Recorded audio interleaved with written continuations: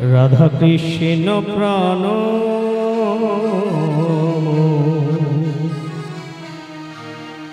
যুগল কিশোর। রাধা কৃষ্ণ প্রাণ মোর যুগল কিশোর। রাধা কৃষ্ণ প্রাণ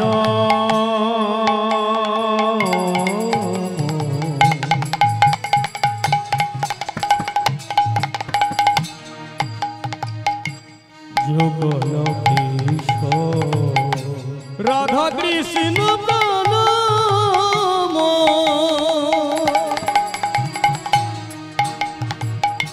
যুগল কিশোর। জীবনে মরণে জীবে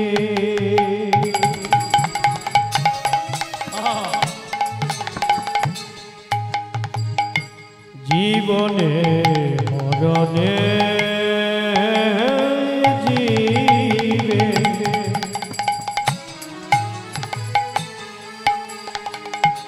গতি নাহি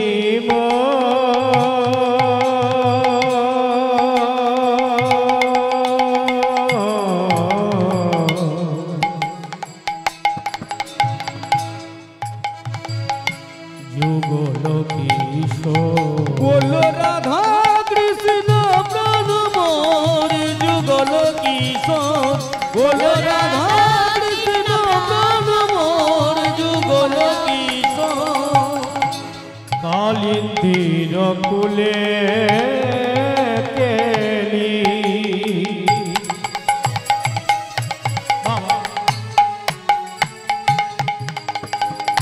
কালিন্দির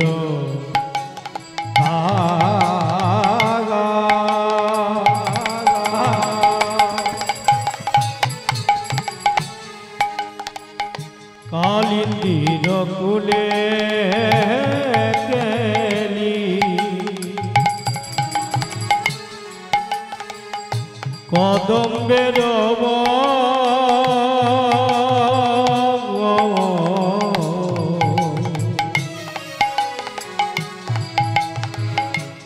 রতন বেদিরা পাহাড়ে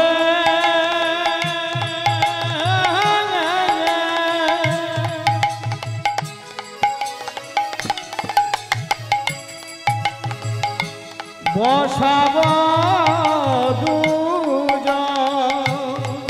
বলো রাধে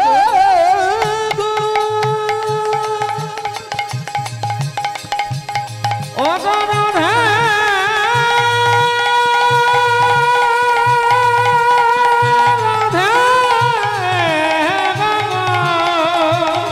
নিতাই গৌর হরি বল হরি বল।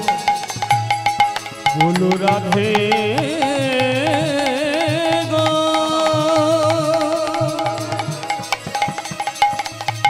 বলো রাধে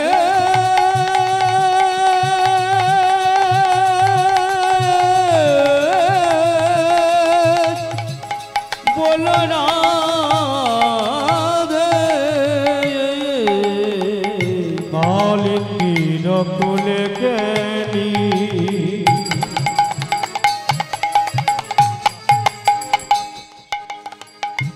কদম্বের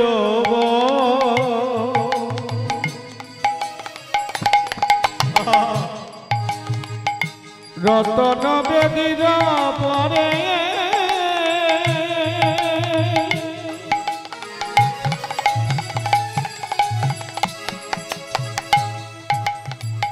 বসাব দুজন।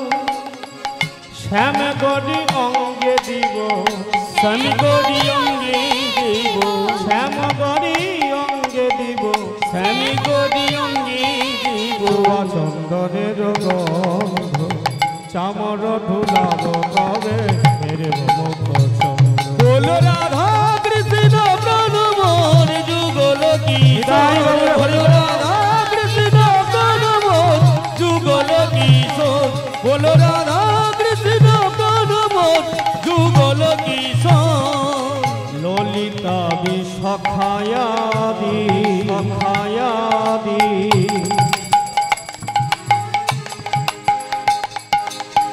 ললিতা বিশাখায়াদি যত সখী বৃন্দ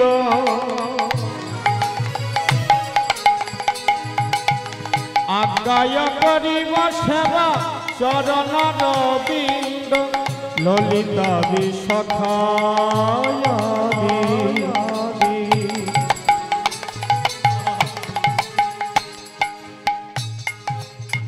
ললিতা বিশাখায়াদি যত সখী বৃন্দ আজ্ঞায় করিব সেবা চরণ রবিন্দ শ্রীকৃষ্ণ চৈতন্য প্রভু শ্রীকৃষ্ণ চৈতন্য প্রভু শ্রীকৃষ্ণ চৈতন্য প্রভু শ্রীকৃষ্ণ চৈতন্য প্রভু দাসের অনুদান সেবায় বিলাস মাগে নরোত্তম বলো রাধা কৃষ্ণ প্রাণ মোর যুগল কিশোর বলো রাধা কৃষ্ণ প্রাণ মোর যুগল বলো রাধা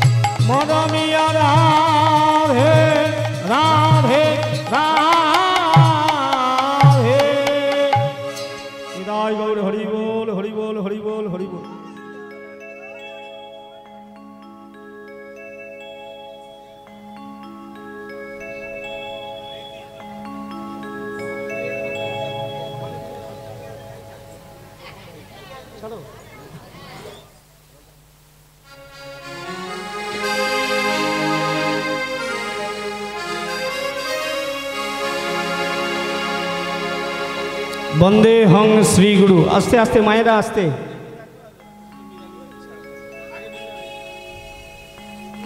বন্দে হং শ্রী গুরু শ্রীযুত পদ কমল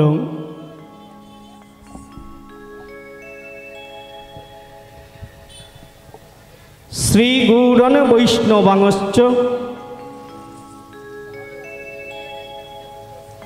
শ্রীরূপং সাগ্রজাতং সহগণ রঘুনাথং নীতং তং সজীব সাদৈতং স্বাবধূতং পরিজন সহিত শ্রী শ্রীকৃষ্ণ চৈতন্যদেবং শ্রী শ্রী রাধা কৃষ্ণ পাদানু সহগণ ললিতান শ্রী বিশাখামৃতংশ অর্ধকার মহতীয় শ্রী শ্রী হরিবাসরে যাহারা আহত যাহারা অনাহত যাহারা হইয়াছেন এবং পুনরায় যাহারা হইবেন শ্রী শ্রী শ্যামানন্দের দাস ও দাসী শ্রী শ্রী নিত্যানন্দের দাস ও দাসী শ্রী শ্রী গৌরাঙ্গীর দাস ও দাসী গম্ভীরানন্দ ভগবানের শ্রী শ্রী চৈতন্যের অমৃত কথার প্রারম্ভে ভক্তগণের যুগল পাদ পদ্মে আমি অধম সমীরণ এবং আমার এই ক্ষুদ্র সম্প্রদায়ের তরফ হইতে আপনাদের শ্রীরাঙা রাতুল যুগল চরণে জানাইলাম এ দাসের অনন্ত কোটি কোটি ভক্তিপূর্ণ প্রণাম। সবার চরণে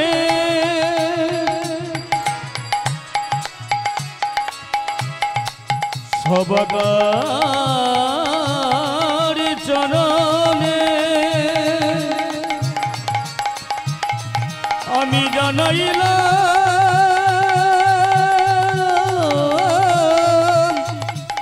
অসংখ্য অসংখ্য ভক্তিপূর্ণ প্রণাম। ভক্তমণ্ডলী মায়েরা, আজ আমরা সবাই সমবেত হয়েছি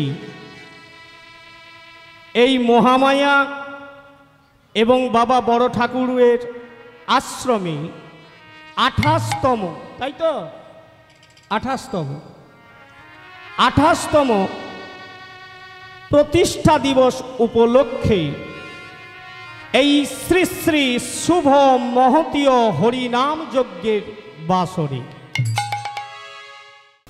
এই মহামায়া যিনি দুর্গা দুর্গতি নাশিনী, সেই মহামায়া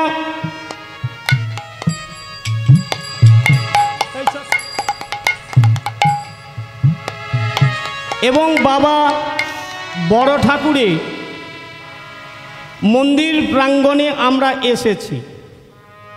আমি কিন্তু বাবা বড় ঠাকুর সম্বন্ধে ছোট্ট করে বলবো, কারণ উনি এমন একজন ব্যক্তি, কথাগুলো যদি না বোঝা যায়, আমাকে হাত দেখাবেন মায়েরা, যদি কথা আমার না বোঝা যায়, আপনারা সবাই শুনতে পাচ্ছেন কি? একটু আগিয়ে আসেন না, আগিয়ে আসুন, একটু আগিয়ে আসুন। আরে বাবা সবাইকে বলছি একটু আগিয়ে আসুন না, একটু আগিয়ে আসেন, আগিয়ে আসেন। হাই দেখেছ? আচ্ছা আমি কি দেখতে খারাপ?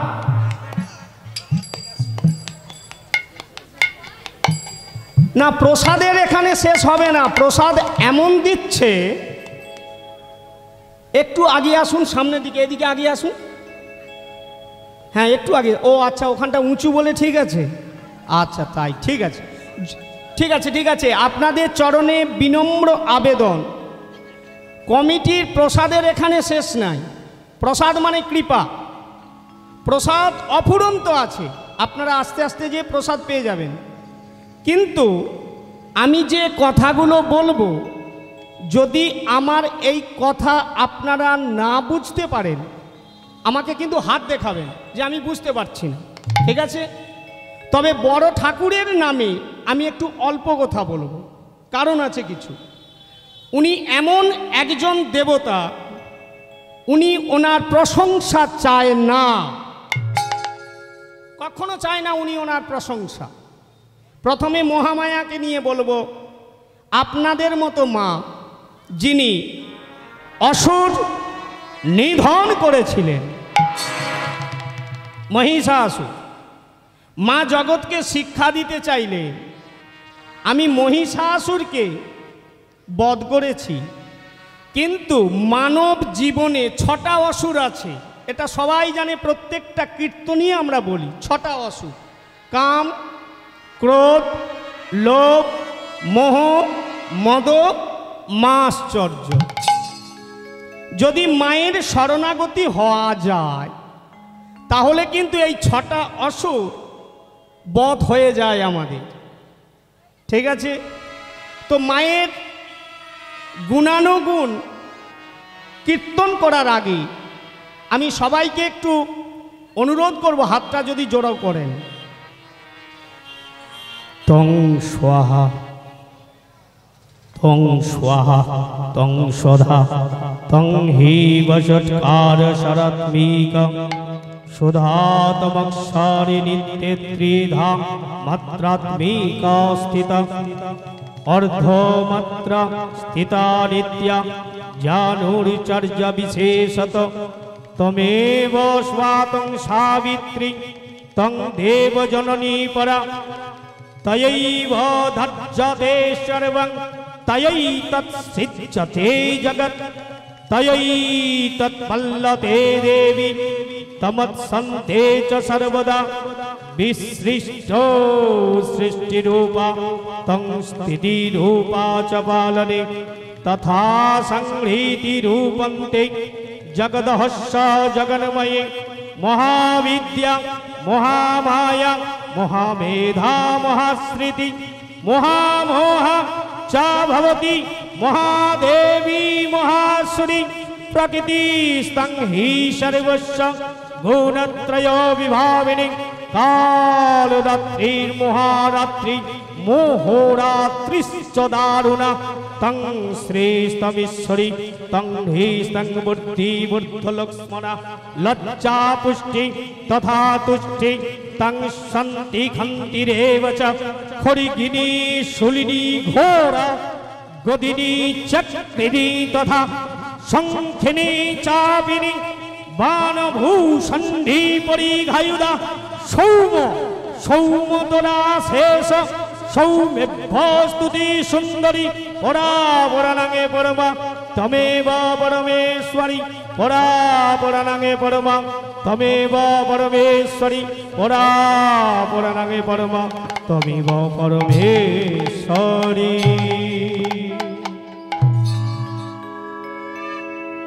একটু উলুধ্বনি হবে।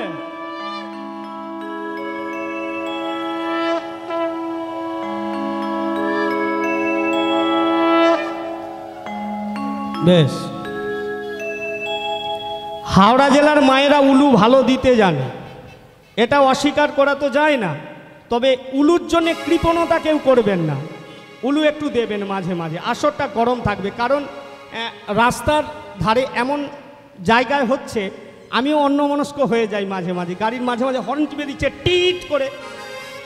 হ্যাঁ, তো মা যে কথাটা বলেছিলাম, সেই মহামায়া যিনি দেবী দুর্গা দুর্গতি নাশিনী, তিনি এই কীর্তনে কেমনভাবে সাহায্য করছে দেখুন। কীর্তনে কেমনভাবে সাহায্য করছে আমরা সবাই জানি। রামচন্দ্রের ঘরণী সীতা দেবী চুরি হয়ে গিয়েছিল। ও মায়েরা, বোঝা যাচ্ছে তো? রামচন্দ্রের ঘরণী সীতা দেবী চুরি হয়ে গিয়েছিল। চুরিটা করেছিলেন কে? রাবণ। বেশ, এইবারে আমি বলি, আমি বলছি না, গ্রন্থ বলছেন। কোন রাবণ? কোন রাবণ? দশানন রাবণ। ওর দাদা একজন ছিল, মানে ওই রাবণের একজন দাদা ছিলেন, যার নাম হলো সহস্রানন। রামায়ণ যদি ঠিকভাবে পাঠ করা হয় দেখবেন, রাবণ জগতে দুজন ছিলেন। একজন হলেন দশানন রাবণ, যিনি লঙ্কার অধিপতি। তাহলে ইনি লঙ্কায় ছিল, আর ইনি কিন্তু সীতাকে চুরি করেছে। আর একজন রাবণ ছিলেন, যেখানে ব্রহ্মা প্রত্যেক দিন স্নান করতে যেতেন। বোঝা যাচ্ছে তো কথাগুলো? যেখানে ব্রহ্মা প্রত্যেক দিন স্নান করতে যেতেন, সেই জায়গাটার নাম কি? না, সেই জায়গাটার নাম হলো পুষ্কর দ্বীপ। পুষ্কর দ্বীপে ছিল সহস্রানন। রাবণকে, এই যে দশানন রাবণকে বধ করলেন রামচন্দ্র, কিন্তু সহস্রাননকে বধ করেছিলেন কে জানেন? সীতামা। সীতামা বধ করেছিলেন। আজকে যে কাহিনীটা বলতে চাচ্ছি, এই কাহিনীটা দশানন রাবণ থেকেই নিচ্ছি। সীতামা চুরি হয়ে গেছে। আচ্ছা, রামচন্দ্র পূর্ণ ভগবান, তিনি কি জানতেন না যে সীতা চুরি হবে? সীতা চুরি হলো, কিন্তু অরিজিনাল সীতা চুরি হয় না। তাহলে কোন সীতা? ডুপ্লিকেট সীতা পেল কোথায়? রামচন্দ্র জানতেন আমি 14 বৎসর বনবাসে যাবই যাব, আর এই 14 বৎসর বনবাসে গেলে আমার সীতা চুরি হবেই হবে। তাই রামচন্দ্র তার বাম অঙ্গ থেকে মায়াবী সীতা, যাকে ছায়া সীতা বলা হয়, সেই সীতা তিনি একটা কি করলেন, তৈরি করে নিলেন। ভগবান তো এ তো আমাদের মতো মানুষ নয়, তিনি তৈরি করে 14 বৎসর বনবাসে গেলেন। আচ্ছা মায়েরা, এখানে আমাদের প্রশ্ন আসে না, যিনি ভগবান রামচন্দ্র হবে, যিনি ভগবান হবে, মা কইকেই বলল আর রামচন্দ্র চলে গেল,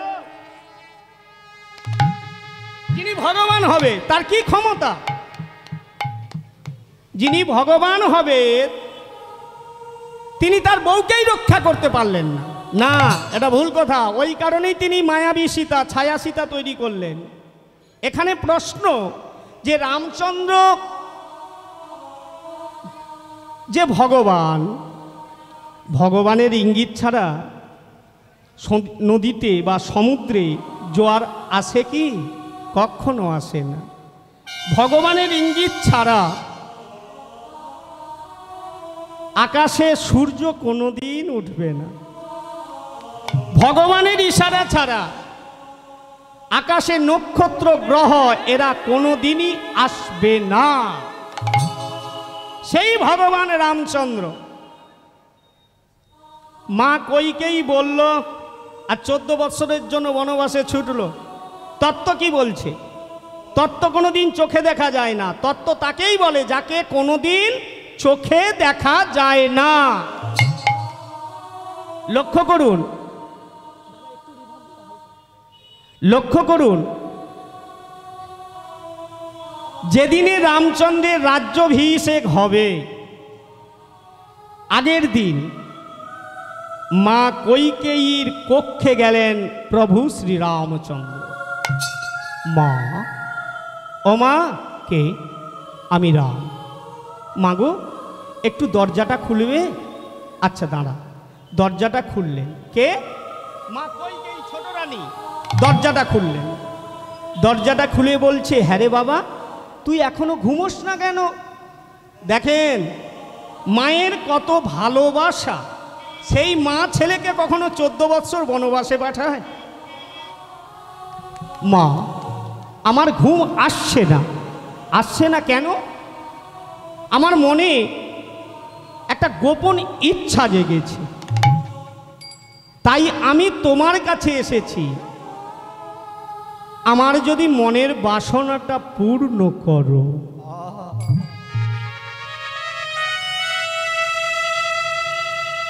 তুমি ছাড়া কেউ এই বাসনা পূর্ণ করতে পারবে না। কেন রে, কি বাসনা? দাঁড়াও, দরজায় কপাটটা দিই। দরজায় মানে কক্ষের দরজায় কপাট দিয়ে মা কৈকেয়ীকে রামচন্দ্র বলছে, মা, আগে আমার মাথায় হাত দিয়ে কথা দাও, আমি যেটা চাইব তুমি সেটা দেবে। মা কৈকেয়ী বলছে, হ্যাঁ রে পাগল ছেলে, মায়ের কাছে চাইবি তুই, তার কারণে আবার মাথায় হাত দিতে হবে কেন? বল না কি চাই তোর?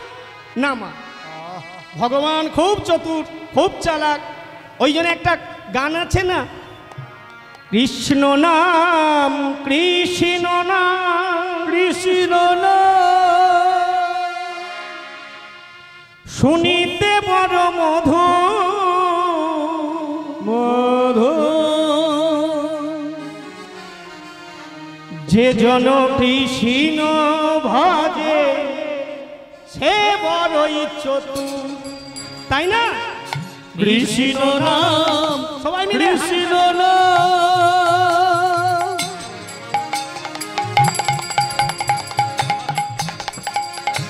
শুনিতে মন মধু,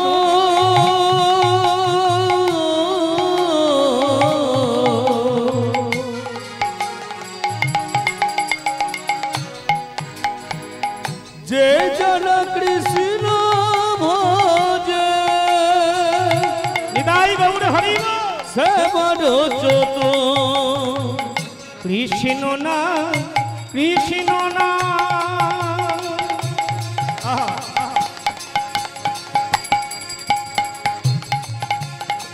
কৃষ্ণ নামে মধু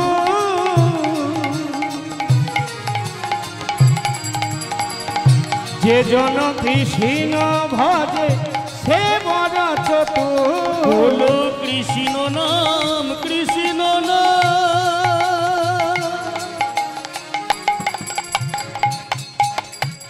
কৃষ্ণ নাম মধু।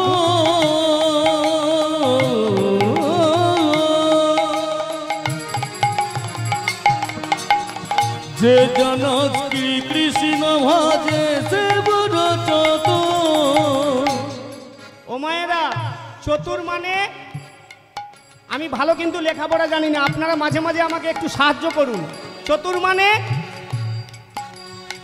আমি কানেও কম শুনি আর চোখেও কম দেখি। বলুন চতুর মানে কি? চালাক। হ্যাঁ, তাহলে কৃষ্ণ নাম যে করে সে কিন্তু খুব বুদ্ধিমান, সে খুব চালাকও হয়। কেন? ভগবান নিজেই তো খুব চতুর, তাহলে তার চেলা কি হবে, তার দাস কি হবে? সে চালাক হবে না।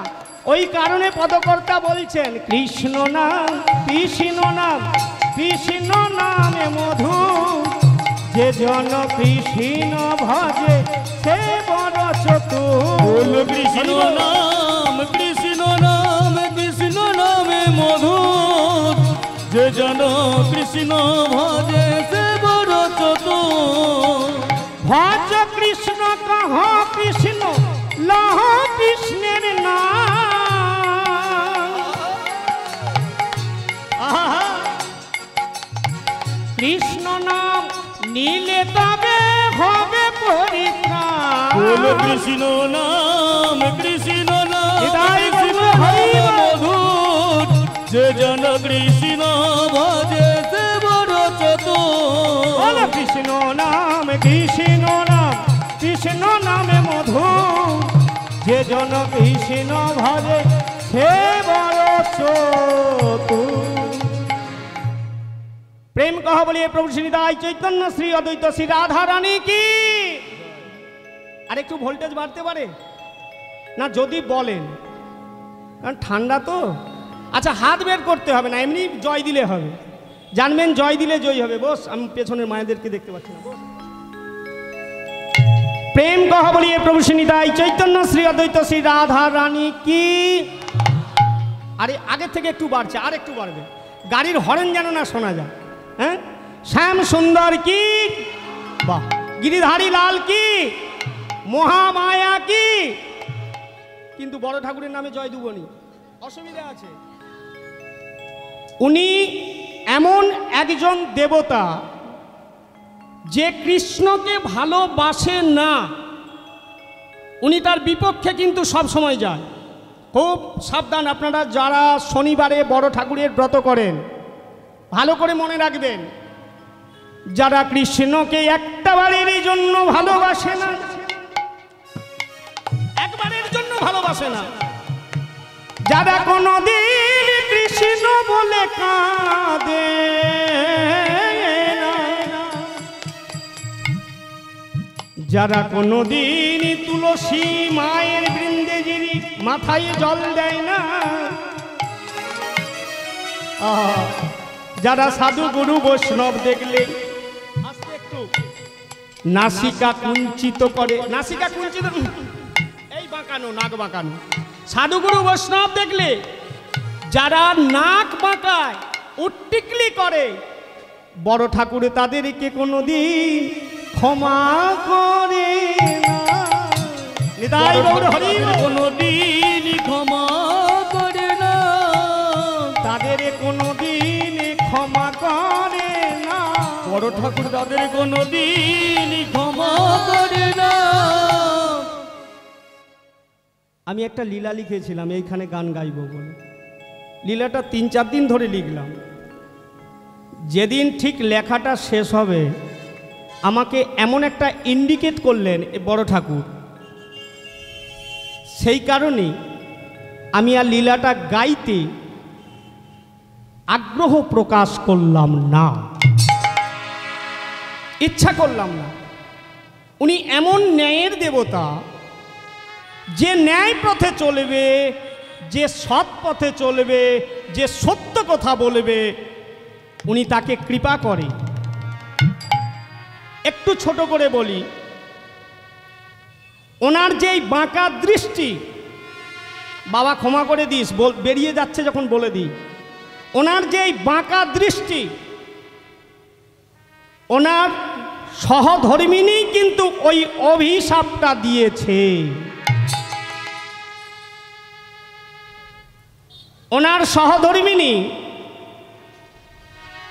আচ্ছা মায়েরা বলুন, একটা দুর্গাপুজোতে যাবেন ভালো শাড়ি পরে, ভালো গহনা পরে, এবার আপনি হঠাৎ আপনার স্বামীকে জিজ্ঞাসা করছেন, একবার দেখো তো আমাকে কেমন লেগেছে, এটা কি অপরাধ?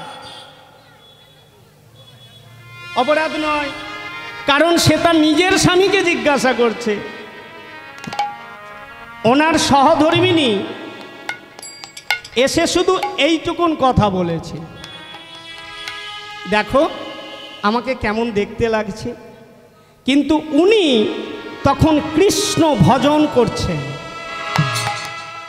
বড় ঠাকুর তখন কৃষ্ণ ভজন করছেন। কৃষ্ণ নামে, কৃষ্ণ প্রেমে, কৃষ্ণের ভাবে এমনভাবে ডুবে গেছে যে তার বাহ্যিক জ্ঞানটুকু নেই, বাহ্যিক জ্ঞান নেই। আর তখনই ওনার সহধর্মিনী এসে বলছে, দেখো না, এই আমাকে দেখো না কেমন লাগছে, বলো না, বলো না, বলো না। বারবার বলে যখন বড় ঠাকুর একটা বারের জন্য ওনার সহধর্মিনীর দিকে তাকালেন না, অভিশাপ দিলেন, আমি তোমায় অভিশাপ দিচ্ছি, আমার পানে যেহেতু একটাবার তাকালে না, আমার দিকে একবার মুখ ফিরেও তাকালে না, কেমন লাগছে এইটুকুন কথা শুধু তোমায় বলেছি। তুমি যখন দেখলে না, আমি তোমাকে অভিশাপ দিচ্ছি, তুমি যেদিকেই তাকাবে সেদিকেই ভস্ম হয়ে যাবে। হরিধ্বনি।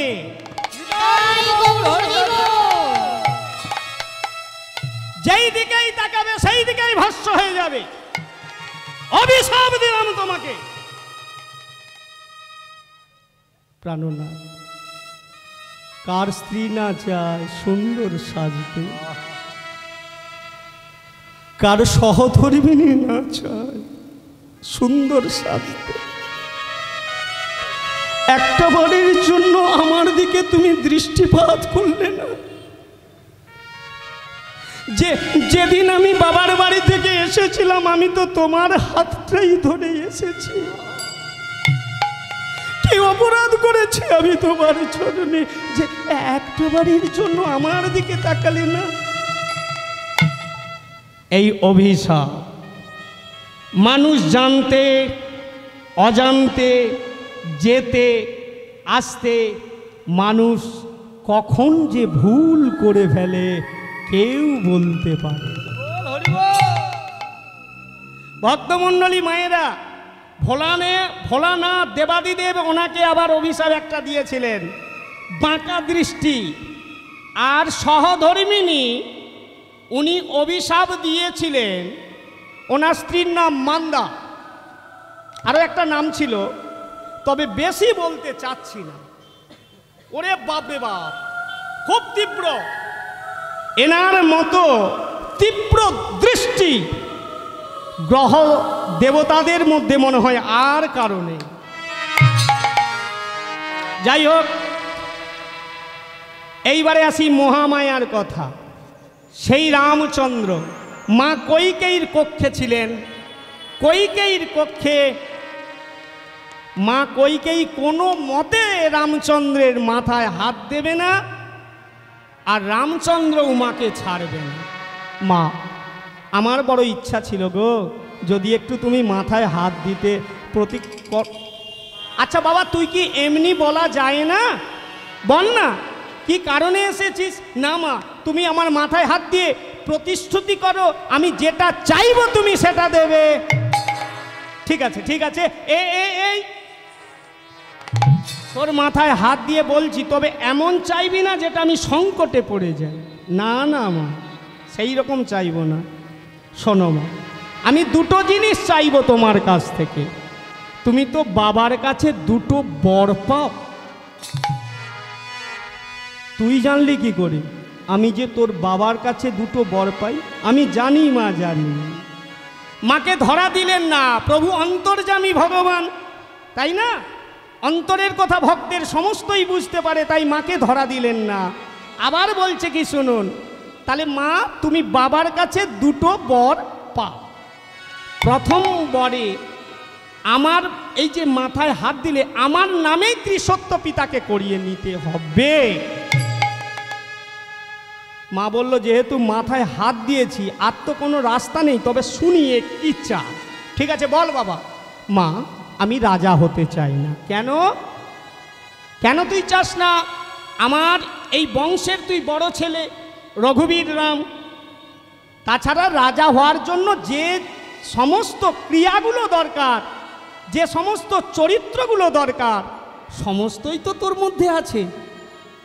মা আমি রাজা হতে চাই না, তুমি আমার জায়গায় ভাই ভরতকে রাজা করে দিও।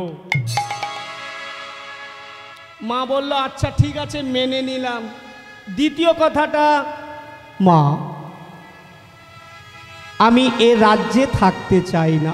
কেন? শোনো না কথাটা। আমি 14 বৎসরের জন্যে বনবাসে যেতে চাই।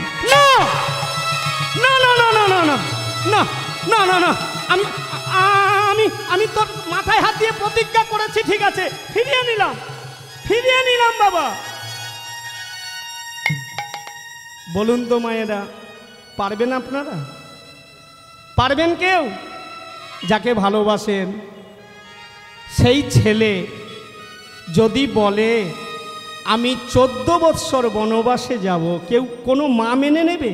কখনো নয়। মা কইকেই বললে, রাম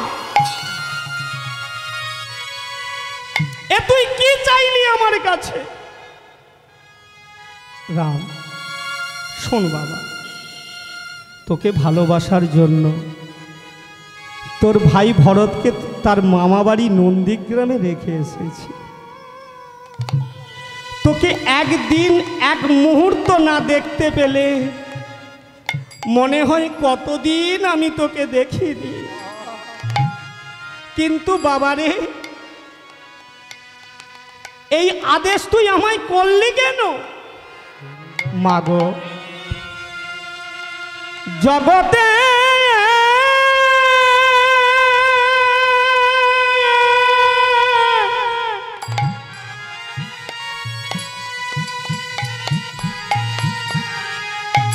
জগতে ভাই ভাইকে খুন করে,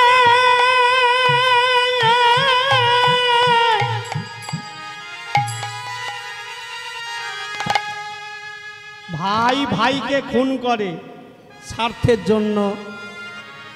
ছেলে মা বাবাকে মার্ডার করে স্বার্থের জন্য। এইরকম স্বার্থের জন্য মানুষ কিন্তু এক পা পিছু, মানে একটা পা পিছু হয় নাই স্বার্থের জন্য। জননী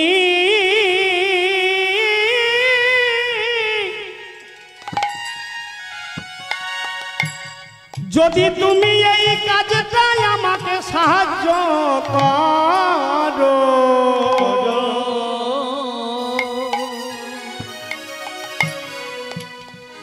আমি তোমাকে এমনই একটা বস্তু দেব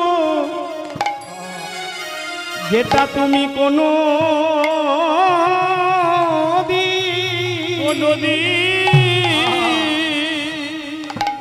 কোনোদিন ভাবতে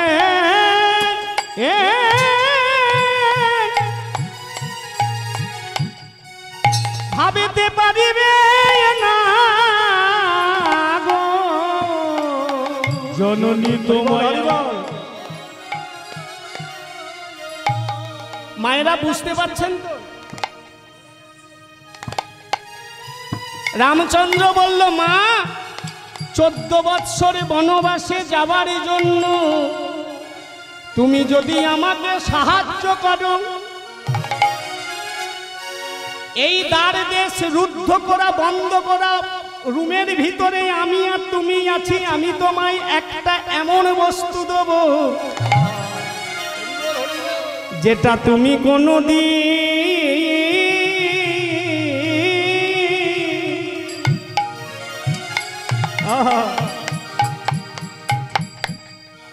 কোনদিন ভাবেতে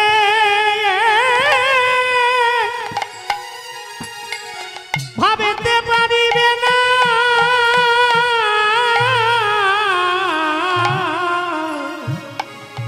তুমি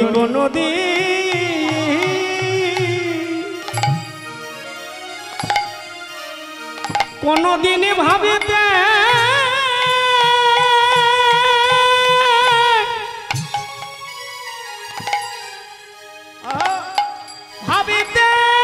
পারিবে না গো। হরে কৃষ্ণ। আচ্ছা মায়েরা, হরে কৃষ্ণ। এদিকে এদিকে একটু একটু এই মহামায়ার সাথে কিভাবে অ্যাটাচ হলেন, কেন মহামায়ার নামটা আমি বলছি দেখেন। মা কইকেয়ীকে রামচন্দ্র বলছে, বাবা তোকে ছেড়ে আগে মুহূর্তই আমি কোনোদিনই কাটাইনি, তোকে ছেড়ে এক সেকেন্ডে আমি কোথাও কাটাই না। শোনো মা, সেই কারণে আজকে তোমার কাছে এসেছি। যদি তুমি আমাকে 14 বছর বনবাসে যাওয়ার সাহায্যটা করে দাও, আমি তোমাকে এমন একটা গিফট দেবো, সেই গিফটটায় তুমি মুগ্ধ হবে। মা বলে, বাবা মা ছেলের কাছে গিফট নেবে, ছেলেকে 14টা বছর বনবাসে পাঠাবে, এটা পারে কোনো মা? জগৎ আমাকে কলঙ্কিনী বলবে না? জগৎ আমাকে কুলাটা বলবে না? বল না, জগৎ আমাকে কুলোটা বলবে না? আমার মুখে থুতকার দেবে না? মা হয়তো ঘৃণার থুতকার দেবে, কিন্তু যেন মা, যে অধীর আগ্রহে মায়েরা থাকে, আমি সেই কারণটাই তো বলবো। আমি কথা দেব, কথা দিবি? হ্যাঁ, দাঁড়া, কপারটার পেছনে কেউ আছে নাকি দেখে নি। আহা হা হা, ছেলের সাথে মায়ের ভালোবাসার কি কোনো ভালোবাসা টেকে? মায়েরা টেকে? কোনো দিন টিকবে না। মা কইকেই বলছে, কি দিবি তুই? বল বাবা। মা আমি কথা দিচ্ছি, তুমি যদি আমাকে এই লীলার সাহায্য করো, আমি তোমার গর্ভে 3 বার আসবো। এই দাঁড়া দাঁড়া দাঁড়া দাঁড়া দাঁড়া, মাথাটা গুলিয়ে যাচ্ছে। কি বললি? আমি কথা দিচ্ছি, কেউ নেই এখানে, কাকপক্ষী পর্যন্ত নেই। আমি কথা দিচ্ছি মা, তুমি যদি, বুঝতে পারছেন তো, তুমি যদি এই লীলায় আমাকে সাহায্য করো, আমি কথা দিচ্ছি 3 বার তোমার গর্ভে আসবো আসবো আসবো। মা কইকেই বলে, দাঁড়া, সাধারণ মানুষ তো এইভাবে কোনোদিন কথা বলতে পারে না। পারে? আমি সমীরণ বেরা, আমি যে আগামী বছর বেঁচে হরিনাম গাইতে পারবো, এ গ্যারান্টি দিতে পারবো কি? একটা চায়না মালের তবু 3 মাস 6 মাস 1 বছর গ্যারান্টি পাওয়া যায়, কিন্তু মানুষের কথা কখনো বলা যায় না। কেন? এই মানবে দেহ। মহাজন বলছে, শোনো, মানুষ কোনোদিন গ্যারান্টি দিতে পারে না। আরে মানুষ যেই লাঠালাঠি করছে, ঝগড়া মারামারি করছে সম্পত্তির জন্য, ও মূর্খ, ও মূর্খ, তাই ও মারামারি করছে, লাঠালাঠি করছে, গালাগালি করছে। কিন্তু মহাজন বলছে, মহাজন কাকে বলে? যারা কৃষ্ণ ভক্ত হয় তারাই হয় মহাজন। এই মানব দেহ দেহ নিদাই গৌরে হরি বল। ও গো কচু পাতা, ও গো কচু পাতা আজ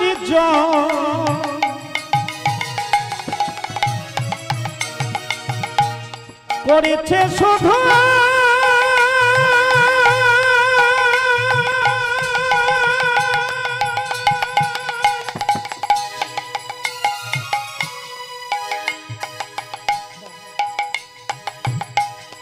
টলমল টলমল মানব দেহ কচু পাতার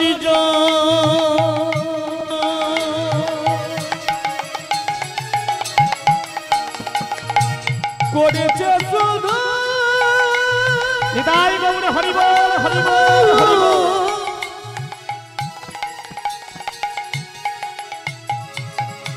টলমল টলমল এই মানব দেহকে কচু পাতার জলের সঙ্গে তুলনা করছে মহাজন। কেন? এই জল, মায়েরা চঞ্চল হবে না, আস্তে আস্তে। আচ্ছা বলুন তো, কচু পাতার জল দেখেছেন? এই যে রাস্তার ধারে ধারে কচু পাতা হয়ে থাকে, কচু পাতায় যে শিশিরটা পড়ে, চকচক চকচক করে, হাওয়া দিচ্ছে, নাড়া খাচ্ছে, দোলা হচ্ছে। এই জলে কোন দিকে গেল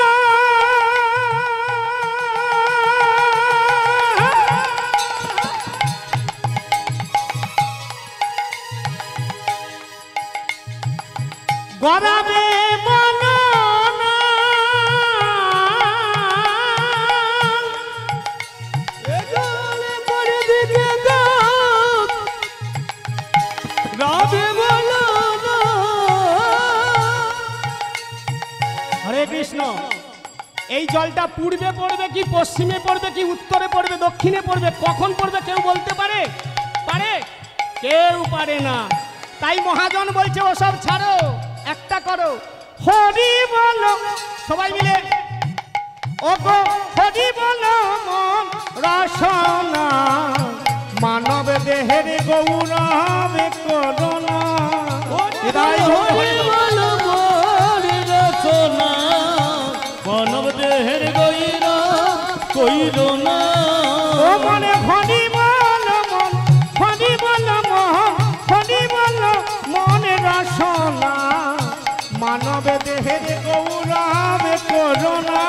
মনে বল হরি বল মন রচনা, মানব দেহের গইর কইর না। ও মানুষ, সম্পত্তির জন্যে মার্ডার করছো তাই না? আরে সম্পত্তির জন্য তুমি মার্ডার করছো, মার্ডার করার প্ল্যান করছো। যদি আমি তোমাকে তুলে নিই, আমি যদি তোমাকে ওখান থেকে তুলে নিই, এই ভাই এই বাঁধরা দিয়ে দে, ও শালা যেন কোনোদিন না আসতে পারে আমার এখানে। বললেন তো? যদি ভগবান ওকে টুকুস করে কি করবে? হরি বল হরি বল। রইল রে তো, রইল রে তো গাড়িয়ার বাড়ি।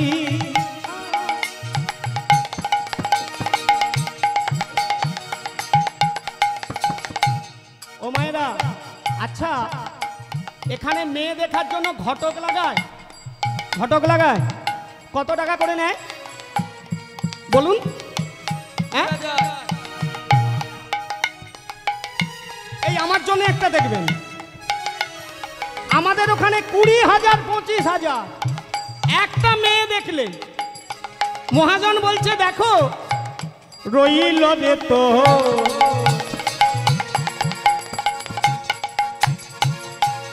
গাড়িয়ার বাড়ি, আর বাড়ি।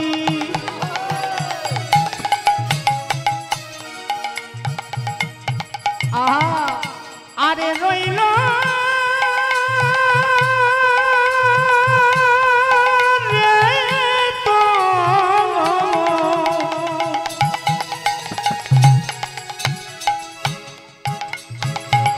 সুন্দর নারী। সুন্দর নারী বলতে কে জানেন? যাকে আদর করে কাছে নিয়ে ঘুমাও, যার গালে চুমু দাও, যাকে বলো তুমি তুমি আমার আমি তোমার, ছেড়ে যাবে না তো? আচ্ছা মা এইভাবে কথা বলে না? স্বামী স্ত্রীতে জড়াজড়ি করে, এই শীতকালে আরো ভালো হয় কথা বলে। ভগবান বলে তোরা তোদের হলি আমে দুধে মিশে গেলি, আমি কি আঠির মতো বাকির বাইরে গড়াগড়ি দেব?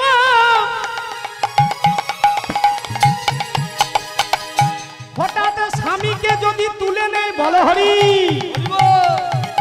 কি হবে? কি হবে? আসল জিনিসটা কেড়ে নেবে স্বামী, সারা জনমের মতো হাতের শাখা সিথির সিঁদুর। কত দুঃখে, হ্যাঁ? মহাজন বলছে ওরে শিশুকালে কৃষ্ণ ভজে কৃষ্ণ পাওয়ার আসে, যুবাকালে কৃষ্ণ ভজে আসে বা না আসে, বার্ধক্যে কৃষ্ণ ভজে জমেরও তোর আসে। একবার হরি বলো, শোন রইল রে তো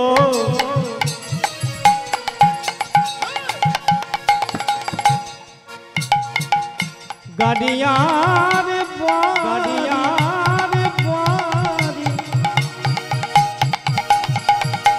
আরে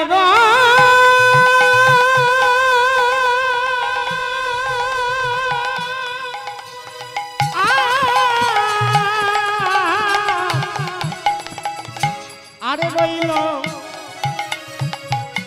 যারা যারা রাস্তার উপরে দাঁড়িয়ে আছেন, আমি মায়েদের একটু অনুরোধ করব এখানে এসে বসার জন্য।